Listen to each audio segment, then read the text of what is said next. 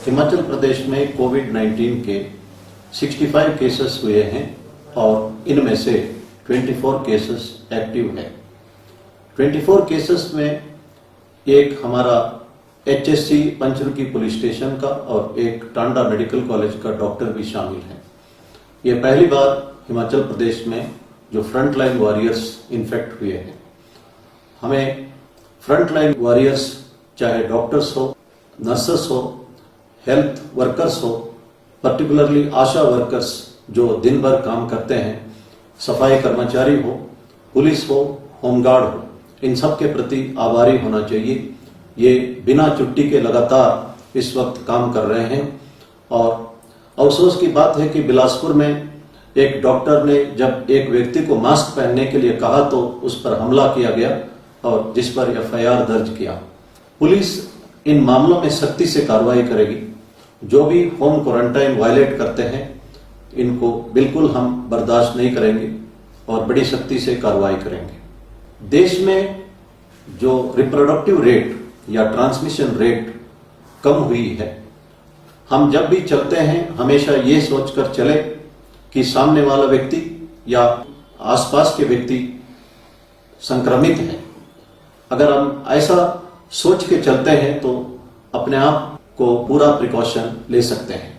ऊना जिले में एक 88 साल का air force officer corona virus positive के लिए दिल्ली से ट्रीटमेंट ले रहा था और वो सक्सेसफुली ये डिसीज को फाइट किया है।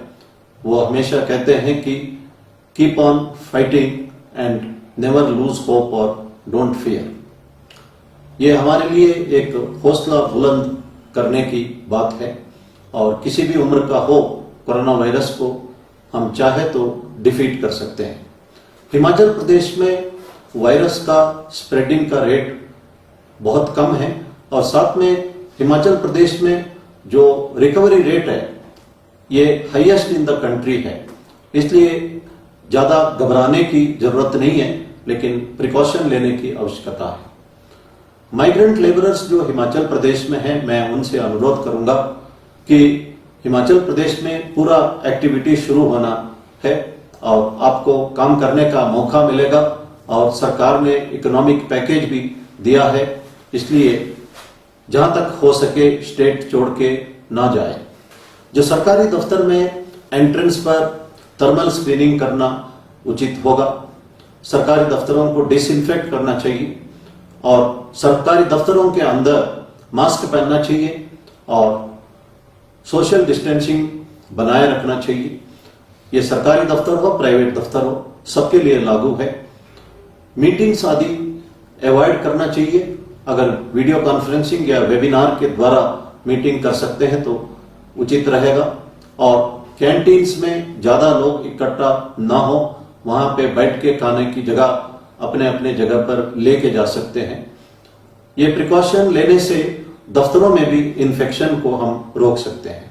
WHO ने क्लैरिफाई किया है सिगरेट या तंबाकू से जो निकोटिन से कोरोना वायरस का कंट्रोल नहीं होगी और इससे बढ़ सकता है। WHO ने यह भी क्लैरिफाई किया है कि इस वक्त 7-8 जगह से अच्छी खबर वैक्सीन के बारे में आ रहा है। हो सकता है कुछ महीने में हमें वैक्सीन उपलब्ध हो जाए।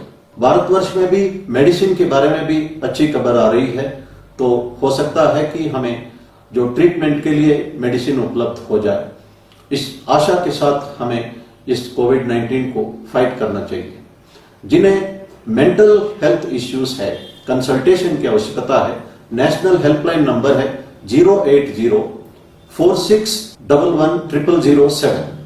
इस नंबर से आप कंसल्ट कर सकते हैं या चंबा केयर लाइन में भी आप फोन करके कंसल्ट कर सकते हैं। स्ट्रेस के बारे में, एंजाइटी के बारे में कुछ लोग कंसल्टेशन देना चाहते हैं। चंबा जिले के बरनौर तहसील में एक लड़का 3री क्लास में पढ़ता है और उसकी बहन 8वीं में पढ़ती है। ये दोनों भाई के बर्थडे के दिन CM रिलीफ फंड के लिए पिग्गी बैंक से 2100 रुपया डोनेट किया है। ये बहुत ही सराहनीय है। इससे हमको सीखना है और जहां तक हो सके CM रिलीफ फंड में डोनेट करना चाहिए। लेकिन इसके साथ साथ कुछ लोग चीटिंग भी कर रहे हैं।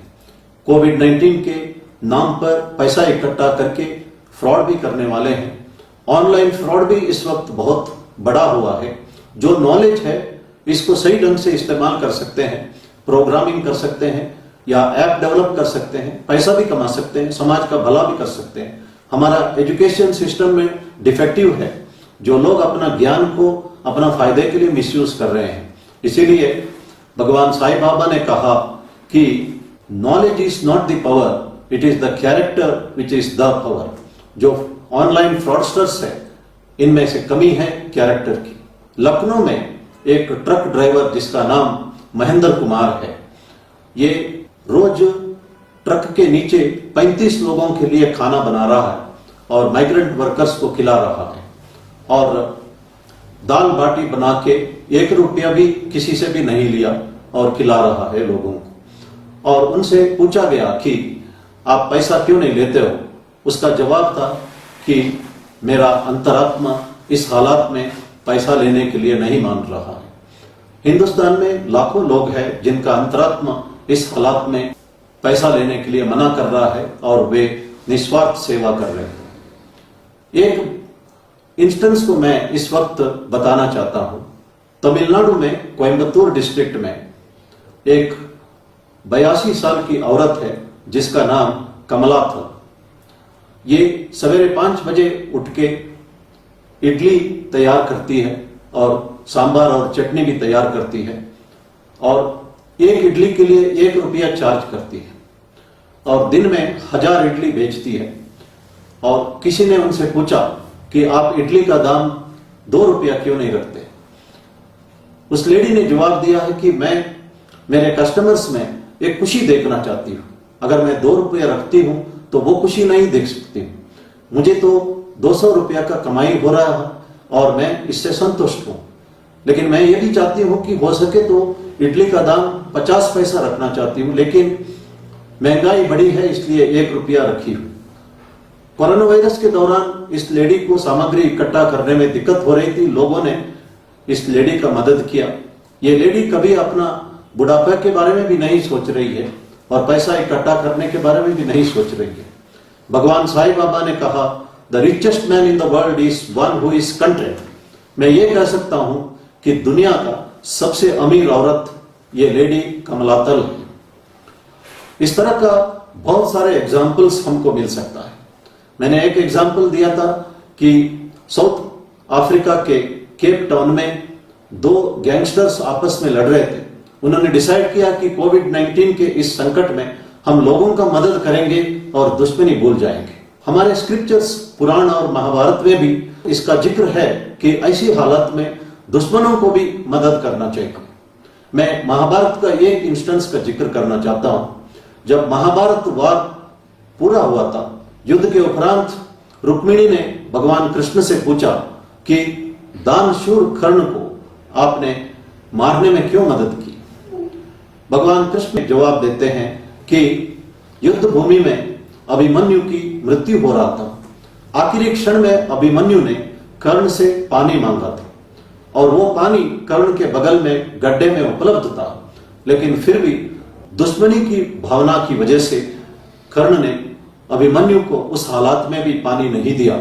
इसलिए जब कर्ण का रथ का पहिया उसी गड्ढे में फंस गया तो मैं अर्जुन को कहा था कि यह सही वक्त है कर्ण को मारने के लिए, और कर्ण मारा गया।